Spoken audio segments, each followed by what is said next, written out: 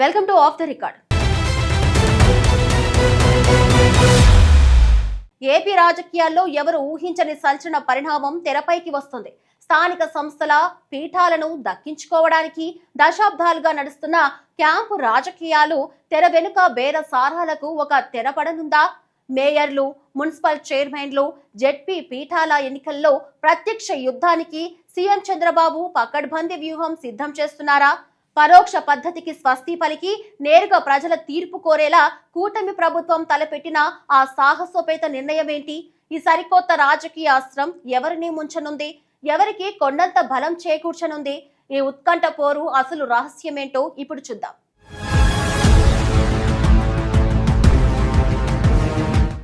AP రాజకీయాల్లో స్థానిక సంస్థల సమరం అత్యంత ఉత్కంఠను రేపుతుంది. కూటమి ప్రభుత్వం ముందస్తు వ్యూహాలతో స్థానిక పోరుకు సన్నద్ధమవుతుంది. రాష్ట్రంలోని మొత్తం 123 మున్సిపాలిటీలకు ఒకేసారి ఎన్నికలు జరపాలని నిర్ణయించారు. ఈ మేరకు వార్డుల పునర్విభజన ప్రక్రియను అధికారులు శరవేగంగా పూర్తి చేస్తున్నారు. ప్రస్తుత పరోక్ష ఎన్నికల విధానానికి స్వస్తి పలకాలని ప్రభుత్వం భావిస్తోంది. జెడ్పీ చైర్మన్లు, ఎంపీపీలు, మేయర్లు, మున్సిపల్ చైర్మన్లను నేరుగా ఎన్నుకోవాలని ఆలోచిస్తున్నారు. ఈ మేరకు అన్ని రాజకీయ పార్టీల అభిప్రాయాలను ప్రభుత్వం సేకరిస్తుంది. ప్రజల ప్రత్యక్ష తీర్పు ద్వారా క్యాంపు రాజకీయాలకు పూర్తిగా అడ్డుకట్ట వేయవచ్చనే ఆలోచనలో ప్రభుత్వం ఉంది. ఈ నిర్ణయంతో స్థానిక ఎన్నికల్లో అవినీతికి ఆస్కారం ఉండదని భావిస్తున్నారు. అధికార పక్షానికి తిరుగులేని మెజారిటీ ఉండటంతో చట్ట సవరణ చాలా సులభం. కూటమి ప్రభుత్వం తీసుకునే ఈ సాహసోపేత నిర్ణయం రాష్ట్ర రాజకీయాల్లో సంచలనం కానుంది.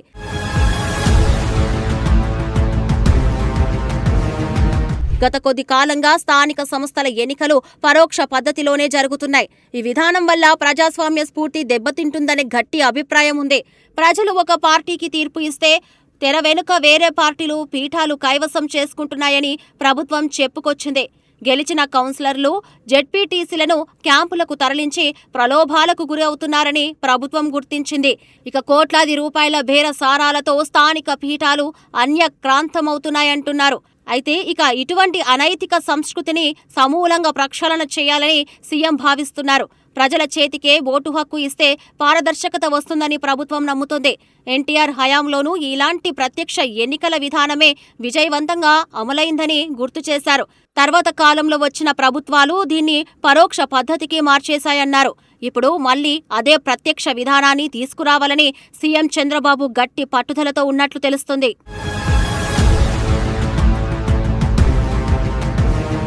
ఇక ఇది ప్రతిపక్షాలకు మింగుడు పడని పరిణామంగా మారబోతుందనడంలో సందేహం లేదు. ప్రత్యక్ష ఎన్నికల విధానం అమల్లోకి వస్తే సమీకరణాలు పూర్తిగా మారిపోతాయని, ఎలాంటి పార్టీ ఫిరాయింపులకు, బేరసారాలకు ఇక్కడ అవకాశం ఉండదని చంద్రబాబు భావిస్తున్నారు. ఇక ఎవరికి వారు నేరుగా బరిలో నిలిచి ప్రజల ఆశీస్సులు కోరాల్సి ఉంటుంది. దీనివల్ల స్థానిక నాయకుల్లో జవాబుదారీతనం గణనీయంగా పెరుగుతుంది. అధికార బలంతో పీఠాలను దక్కించుకునే రోజులు కనుమరుగవుతున్నాయి. ప్రజల నాడి ఏంటో ప్రత్యక్ష ఫలితాల ద్వారా స్పష్టంగా తేలిపోతుంది. పోలీసు వ్యవస్థ దుర్వినియోగం, ఆర్థిక ప్రలోభాలకు తెరపడే అవకాశం ఉంది. అయితే ఈ ప్రతిపాదనను అన్ని రాజకీయ పార్టీలు ఏ విధంగా స్వాగతిస్తాయో చూడాలి. ఎందుకంటే పరోక్ష విధానం ఉంటేనే లొంగదీసుకునే వెసులుబాటు పార్టీలకు ఉంటుందని భావిస్తున్నారు. అయినప్పటికీ ప్రజాస్వామ్యాన్ని పరిరక్షించడమే ధ్యేయంగా ప్రభుత్వం అడుగులు వేస్తోంది. ఈ సరికొత్త ఆలోచన స్థానిక పోరులో నిర్ణయాత్మక శక్తిగా మారనుంది.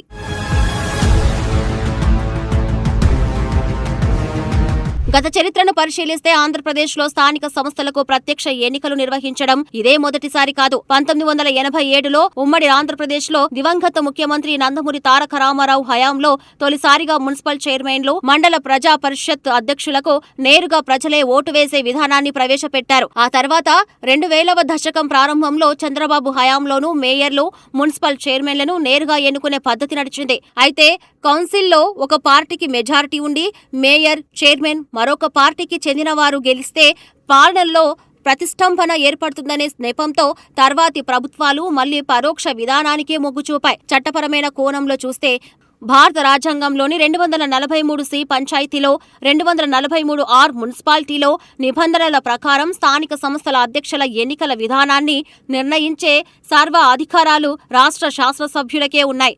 దీనికోసం ఆంధ్రప్రదేశ్ పంచాయతీరాజ్ చట్టం 1994, అలాగే ఆంధ్రప్రదేశ్ మున్సిపాలిటీల చట్టం 1965, మున్సిపల్ కార్పొరేషన్ల చట్టం 1994లకు అసెంబ్లీలో సవరణలు చేయాల్సి ఉంటుంది.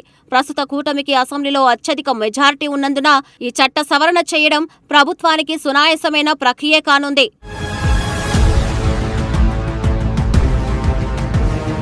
ఏపీ పంచాయతీరాజ్, మున్సిపల్ చట్టాలకు అవసరమైన సవరణలు చేయనున్నారు. అసెంబ్లీలో కూటమికి తిరుగులేని బలం ఉండటంతో బిల్లు పాస్ కావడం లాంఛనమే. మున్సిపల్ ఎన్నికలతో పాటు జిల్లా పరిషత్ స్థానాలపై కూడా ప్రత్యేక దృష్టి పెట్టారు. మంత్రులకు జిల్లాల వారీగా కీలక బాధ్యతలు అప్పగించి క్షేత్రస్థాయిని పర్యవేక్షిస్తున్నారు. 3 పార్టీల మధ్య సమన్వయం కోసం ప్రత్యేక కమిటీలు పనిచేస్తున్నాయి. సీట్ల పంపకాలపై త్వరలోనే పార్టీ అధినేతలు కూర్చొని తుది నిర్ణయం ప్రకటిస్తారు. ఎన్నికల వ్యూహంలో భాగంగా ఎక్కడా లోపాలు లేకుండా జాగ్రత్త పడుతున్నారు. ప్రభుత్వ తాజా నిర్ణయం రాష్ట్రంలో రాజకీయ సమీకరణాలను వేగంగా మారుస్తుంది. ఈ ప్రత్యక్ష విధానం అమల్లోకి వస్తే రాజకీయ పార్టీలపై, స్థానిక నాయకత్వంపై తీవ్ర ప్రభావం పడనుంది. కేవలం డబ్బు సంచులతో కౌన్సిలర్లను కొనుగోలు చేసే ధనస్వామ్య నాయకులకు కాలం చెల్లి ప్రజల్లో మంచి గుర్తింపు, ఆమోదయోగ్యత ఉన్న నాయకులకే పార్టీ బీఫారంలు ఇవ్వాల్సి ఉంది. ఒకవేళ కౌన్సిల్లో ప్రతిపక్షాల బలం ఎక్కువగా ఉన్నా ప్రజల చేత నేరుగా ఎన్నుకోబడిన మేయర్, చైర్మన్ బడ్జెట్ ఆమోదం, పాలన నిర్ణయాల్లో అందరినీ సమన్వయం చేసుకుంటూ వెళ్లాల్సి ఉంటుంది. అధికారంలో ఉండి కూడా పరోక్ష లబ్ధిని వదులుకొని ప్రత్యక్ష ఎన్నికలకు వెళ్లడం అనేది ఒక రాజకీయ తెగువగా అభివర్ణించవచ్చు. ఈ ప్రతిపాదన గనుక చట్ట రూపం దాల్చి అమల్లోకి వస్తే భవిష్యత్తులో దేశంలోని ఇతర రాష్ట్రాలకు కూడా ఆంధ్రప్రదేశ్ స్థానిక పాలనలో మార్గదర్శిగా నిలిచే అవకాశాలు మెండుగా ఉన్నాయి.